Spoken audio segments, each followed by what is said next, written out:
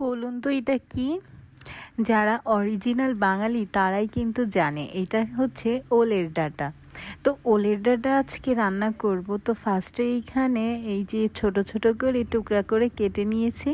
যেহেতু একটু সন্দেহ মনে হচ্ছিল যে সিদ্ধ কম হতে পারে, তাই একটু প্রেসার কুকারে 2টা বাসি দিয়ে নামিয়ে রেখেছি। কারণ ওলের ডাঁটাগুলো আমাদের বাসার, তো এগুলো কাটতে একটু লেট হয়ে গেছে, তার জন্য মনে হচ্ছিল সিদ্ধ হতে দেরি হবে। তো কাঁঠালের বিচি দিয়ে আর নারকেলের দুধ দিয়ে আজকে রান্না করব ওলের ডাঁটা।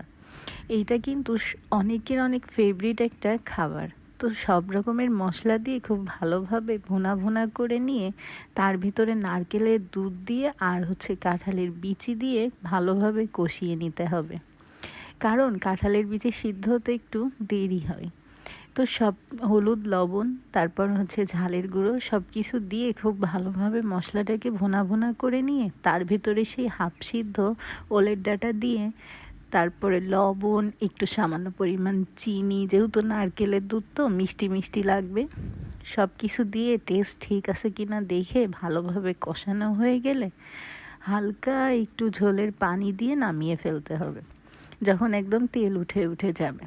আর বাইরে ওয়েদারের কথা আর কী বলবো বলেন, একটু পরপর বৃষ্টি একটু পরপর বৃষ্টি, বাট ভাল লাগে ওয়েদারটা। তারপর হচ্ছে এদিকে আবার এসে দেখলাম চুলায় আস্তে জাল দিয়ে রেখে গেছিলাম, তো এই যে আমার হয়ে গেছে ওলের ডাঁটা রান্না করা। আর রান্না করেছিলাম আজকে এই যে মাছ ঝোল, আর হচ্ছে পুঁই শাক ভাজি করেছিলাম একদম সিম্পলভাবে, তো এই জন্য আর এইগুলো দেখাইনি। তো সবাই ভালো থাকবেন, নতুন নতুন ভিডিও পেতে লাইক ফলো দিয়ে পাশে থাকবেন। আল্লাহ হাফিজ।